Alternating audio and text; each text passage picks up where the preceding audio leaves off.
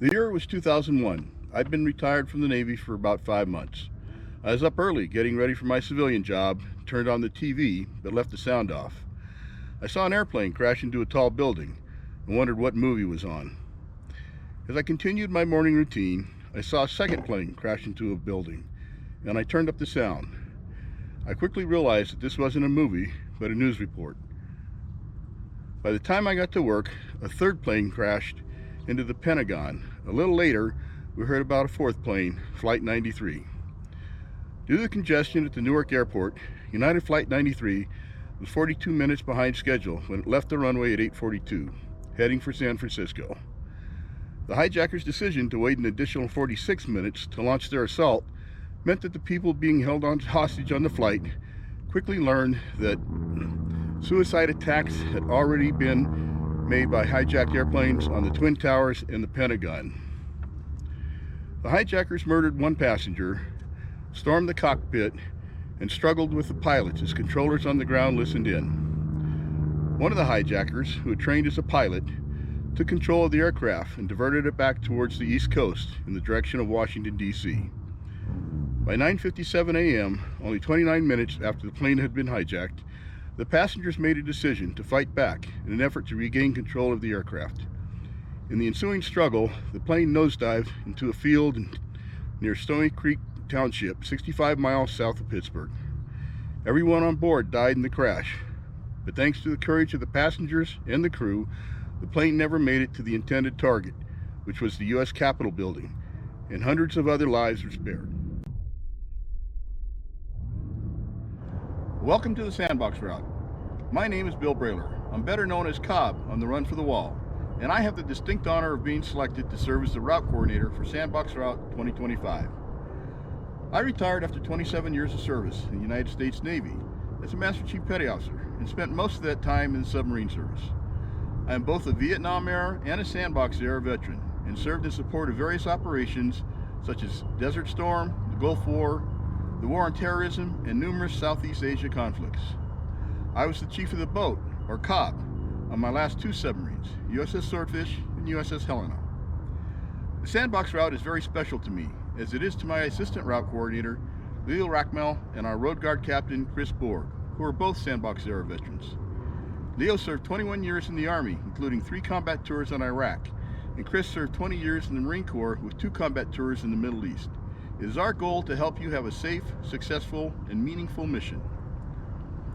Run for the Wall is the largest and longest organized cross-country motorcycle run of its kind, made up of veterans and active duty military personnel, as well as friends, family, and other supporters.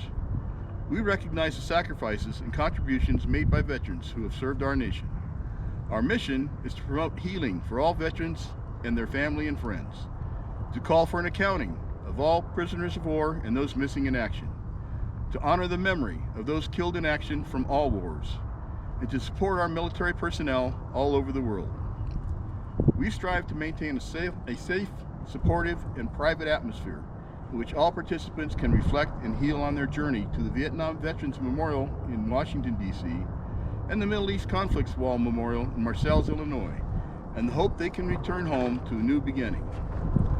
While the run was initially focused towards Vietnam veterans and their need for healing, it was recognized that the veterans from conflicts after the Vietnam War also suffer from the same issues, and they also require healing.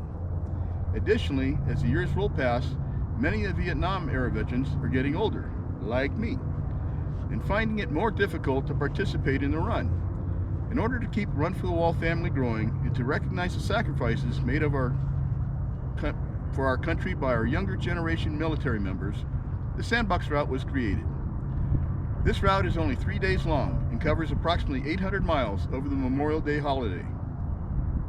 This allows riders to take less time off from work in order to participate in the mission. While the cross-country routes, Central, Southern, and Midway, derive their names from the geographic routes they take, the Sandbox route got its name because it represents sacrifices made by our military members who fought in conflicts that take place in desert regions. Each of the 4 routes are unique, and the board of directors rely on the respective RCs to determine how the routes execute their mission. Sandbox is mostly made up of a mix of riders from the 3 cross-country routes.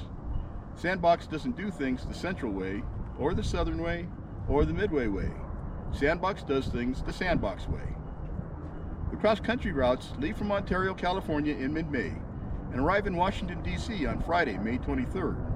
On Saturday, May 24th, the riders complete their mission by laying a plaque at the Vietnam Memorial Wall. On Sunday, May 25th, the Sandbox route continues the mission and departs on its way to the Middle East Conflicts Wall Memorial in Marseilles, Illinois. We ride wall to wall.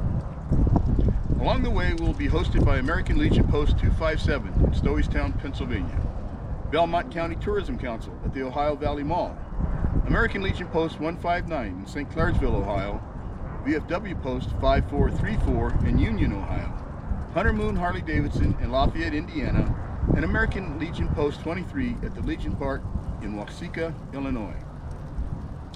We will visit Flight 93 Memorial in Pennsylvania, participate in an old-fashioned small-town Memorial Day ceremony in St. Clairsville, Ohio, pay honor to a Gold Star family at Hunter Moon Harley-Davidson, visit with veterans at the Indiana Veterans Home in West Lafayette, and complete our mission by laying a plaque at the Middle East Conflicts Wall Memorial in Marseilles, Illinois on Tuesday, 27 May.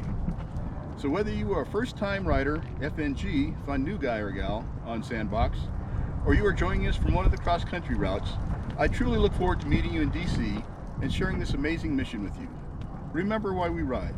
We ride for those who can't. Say their name, tell their story, never forget.